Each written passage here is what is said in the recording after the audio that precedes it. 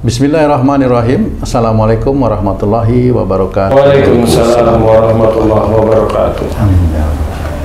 Para pemirsa dan sahabat beriman dimanapun berada, kita jumpa lagi di Ustadz Danu Official Channel.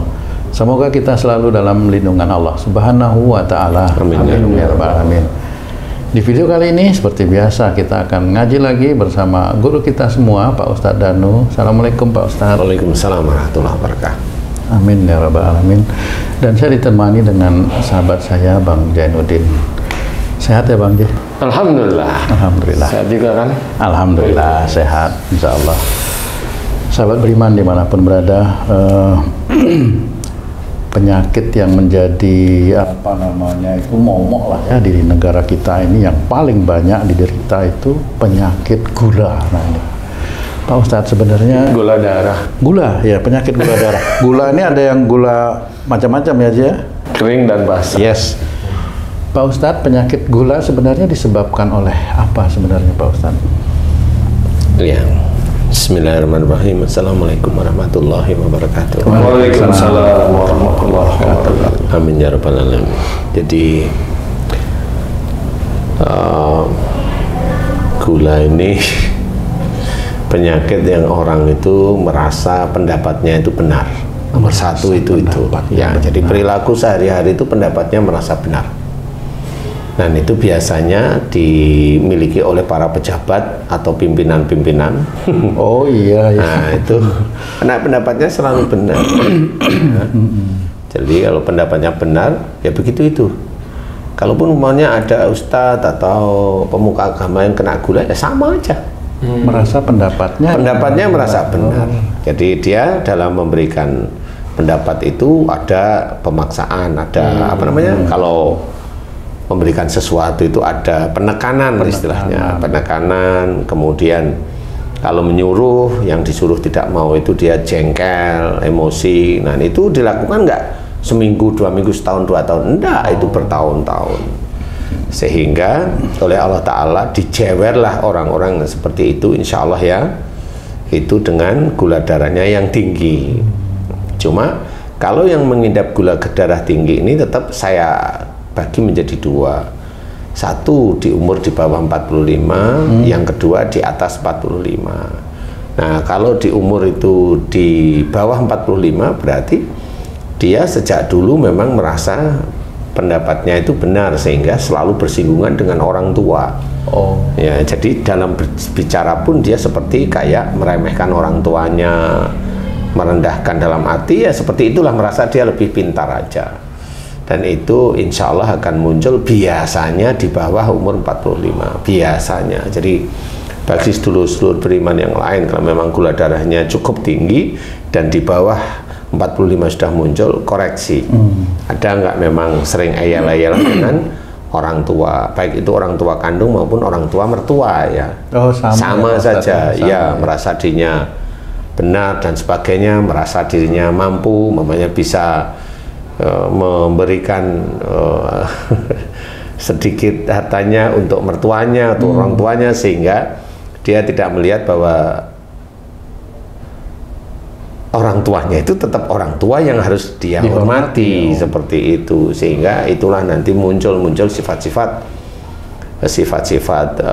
tidak baik seperti itu. Walaupun ada yang baik ya masih ada yang masih ya. Ini yang tidak baik, kita membicarakan bagi orang-orang yang di hadapan Allah Ta'ala tidak baik. Karena orang-orang yang punya gula darah itu biasanya di hadapan orang-orang biasa kayak baik aja. Kayak baik Pak. Ya kayak baik aja dia. Iya kayak baik aja dia. Apalagi kalau dengan anak buahnya, iya kayak baik, wong dia kalau nggak ada anak buah juga nggak dapat uang kan gitu. Jadi ya kayak baik aja. Jadi kalau memang mau kembali ke jalan Allah, ayo saya berikan cara-caranya. Nah bagi orang yang menderita gula darahnya itu tinggi di atas umur 45, ini biasanya di dalam keluarga dia seperti itu, menekan istri, kemudian di dalam pekerjaan menekan dalam pekerjaan, menyuruh kalau tidak mau, itu ada kejengkelan, ada emosi, ada dan sebagainya. Insya Allah di atas 45 itu gula darah akan mulai dimunculkan oleh Allah Ta'ala seperti itu. Jadi nah bagaimana kita kembali ke jalan Allah, karena memang gula darah ini nggak bisa normal.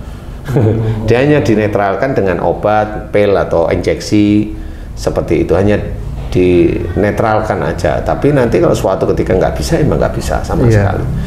Ayo sedulur beriman semuanya, baik yang laki-laki atau wanita, ayo kita kembali ke jalan Allah. Insya Allah bisa kok. Kalau di umur 45, di umur sebelum 45, ayo cross check.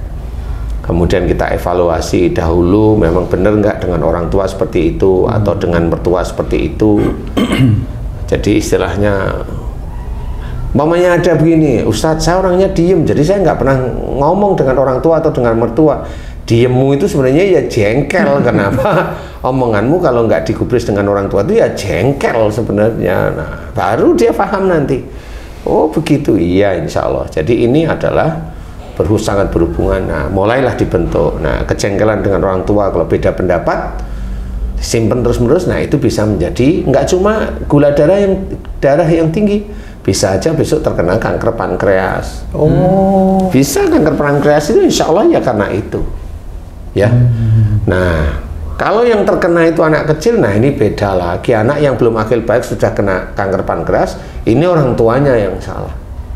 Insya Allah orang tuanya yang salah di hadapan Allah Ta'ala. Siapapun dia, orang Islam atau dia non-Islam, orang tuanya yang salah.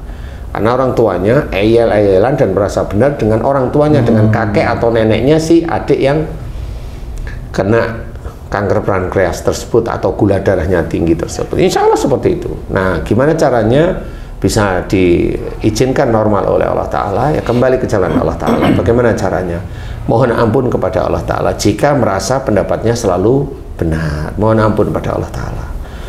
Jika kalau menyuruh harus dikerjakan, kalau nggak dikerjakan jengkel, emosi, atau diem, atau keluar sama aja. Kemudian kalau itu udah mohon ampun terus-menerus, jangan pingin sembuh dulu, pokoknya mohon ampun terus-menerus pada Allah Ta'ala. Kemudian minta maaf pada orang tua. Karena ini sangat penting, minta maaf. Minta maafnya gimana? Pak, jika selama ini saya ngeyel sama Bapak, merasa pendapat saya benar, dan Bapak saya sepelekan atau Ibu saya sepelekan dan sebagainya, hari ini aku putramu meminta maaf kepada Bapak atau Ibu, lillahi ta'ala, maafin saya ya Pak. Nah, tapi minta maaf jangan sekali, kan berkali-kali, karena ngeyelnya itu ya berkali-kali bertahun-tahun. Jangan cuma sekali. Jangan kata orang-orang ya berdosa sekian puluh tahun, minta ampun sekali dianggap sudah selesai dosa. Ini tidak bisa. Tidak bisa seperti itu. Lalu minta ampun itu karena sadar, karena dikasih tahu, padahal dia sendiri belum tentu ikhlas dalam mohon ampun, kan tahu nanti Allah Ta'ala udah dianggap selesai. Tidak bisa seperti itu. Jadi ayolah minta maaf kepada orang tua terus-menerus, atau kemudian mohon ampun kepada Allah Ta'ala terus-menerus. Nggak usah dipikirin tentang gula darah, jalanin aja dengan istiqomah seperti itu. Nah, kemudian bagi yang gula darahnya tinggi di atas 45, minta maaflah pada pasangan, pada istri, karena biasanya yang gula darah tinggi itu suaminya. Misalnya istri itu jarang, walaupun perempuan itu ada tapi jarang sekali. Karena memang sering emosional, laki-laki atau perempuan kan tertekan aja terus ya. Tertekan. Kalau perempuan yang sering itu adalah sakit boyok, saraf kejepit seperti itu, karena tertekan suaminya terus menenang. Di sini gula darahnya yang sering tinggi itu adalah laki-laki. Jadi perempuan ada tapi enggak sebanyak laki-laki. Nah, di titik inilah si suami sering minta maaf sama istrinya. Bu, Ma, Yang, Dek, apalah disebut. Jika selama ini aku sebagai suamimu sering menekan kamu, merasa apa prinsip saya tuh yang benar, kemudian marah kalau aku nyuruh kamu nggak kamu kerjakan atau belum kamu kerjakan, aku marah, dan itu aku lakukan sejak kita menikah. Hari ini aku suamimu minta maaf sama kamu, lillahi ta'ala, maafin aku ya Ma, Dek, Yang, apa sajalah, maafin aku. Nah, itu lakukan terus-menerus. Tunggu aja nanti suatu ketika, dan mohon ampun kepada Allah Ta'ala terus-menerus. Suatu ketika gula darah insya Allah diizinkan normal oleh Allah Ta'ala. Hanya itu Ustaz, insya Allah hanya itu. Insya Allahnya itu. Nah, ini juga untuk siapa? Untuk siapa saja. Tapi apakah seorang pemimpin pejabat itu mau begitu? Walau alam nggak tahu. Saya nggak tahu. Saya hanya memberikan cara-cara Rasul seperti itu, gitu ya. Cara-cara Rasul itu ya. Kalau salahnya harus mau meminta maaf, kan gitu ya. Jangan cara-cara Fir'aun. Udah salah nggak mau minta maaf. Itu cara-cara Fir'aun. Itu doanya seperti itu, Ustaz. Insya Allah. Tapi kelakuannya harus berubah juga kan? Ya harus berubah karena doa ini kan ya istilahnya itu yang paling gampang itu begini Ji. Kita itu minta mohon kepada Allah Ta'ala agar Allah mau memberi rezeki kepada kita yang halal yang thayyib. Tapi kita hanya di rumah. Gimana rezeki bisa datang? Kan kita tetap harus ikhtiar, berikhtiar, berjada seperti itu. Seperti Bang Haji itu perjuangan dan doa itu kan harus ya harus kita kerjakan. Jadi seorang yang mohon maaf kepada pasangan, mohon maaf kepada orang tua atau pada siapapun harus dilakukan dengan kehidupan sehari-harinya, jangan diulangi lagi. Insya Allah nanti Allah akan merubah pankreas, kelenjar insulin yang rusak, nanti Allah yang akan menyelesaikan sendiri. Loh, emang Allah turun? Enggak sih. Kan di pankreas dan sama kelenjar insulin ada malaikat. Iya, Malaikat betul, yang menjaga pankreas tersebut. Makanya kalau ada orang yang merasa dia itu merasa benar, merasa benar ya. Kemudian kalau nyuruh itu harus, kalau enggak itu, nah itu malaikat itu laporan itu. Tiap malam kepada Allah Ta'ala seperti itu, atau tiap Senin atau tiap Kamis itu laporan. Jadi jangan kaget kalau tubuh manusia itu banyak malaikat. Kenapa harus minta malaikat menjaga kita lagi dengan baca-baca surat tertentu? Iya ya. Malaikat di tubuh kita aja udah banyak lagi. Di mata itu nanti ada, di telinga, di pendengaran ada, di pikiran ada, motorik ada, otak kecil ada, di lidah ada, di mulut ada, di rahang ada, semuanya aja, di jari-jari ada malaikat, di pergelangan ini kan ada semua. Komandonya ya malaikat Raqib sama Atid. Bagaimana tubuh ini akan kita gunakan untuk melakukan hal baik atau hal buruk. Naudzubillah seperti itu. Jadi nggak usah mau dijaga malaikat. Emang malaikat jaga terus maunya apa coba? Tanya coba. Maunya apa? Jaga malaikat itu maunya apa coba? Ya kan maunya apa coba? Iya benar. Mau masuk surga dari mana titiknya? Iya. Malaikat jaga kamu dijaga malaikat Atid aja nggak mau tahu, masih aja ya diikutin aja nggak pernah mau sadar kok mau diikutin ribuan malaikat. Ya, ketawa saya, orang-orang yang masih begitu-begitu itu ketawa saya itu. Jadi janganlah seperti itu ya. Nah, mudah-mudahan ini bisa manfaat bagi saudara yang lain ya. Amin. Wallahu a'lam. Amin. Alhamdulillah. Terima kasih banyak Pak Ustadz penjelasannya. Sahabat beriman dimanapun berada, terima kasih atas perhatiannya.